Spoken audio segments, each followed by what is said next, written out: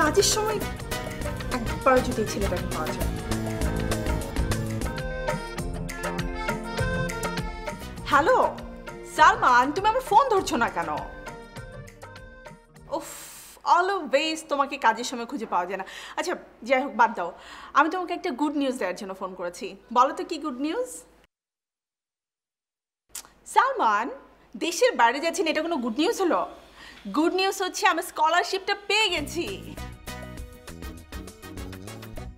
Hello hello hello,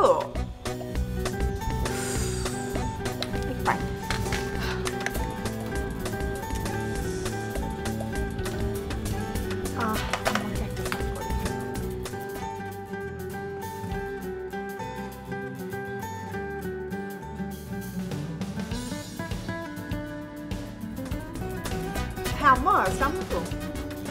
আম্মা কেমন আছো? আম্মা আমার অবস্থা খুব ভালো, আমার মন এখন খুব ভালো। জানো কি হয়েছে? আমি স্কলারশিপ পেয়ে গেছি। সত্যি আম্মা, এবং আমার মন আজকে খুব ভালো। আমি এটার জন্য এত টেনশনে ছিলাম, আসলে বুঝতে পারছিলাম না কি করব, মনে হলো তোমাকে জানাই।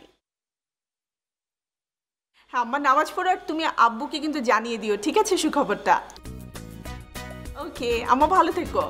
এখন নাকি পরে ফোন করবো আবার। ওকে।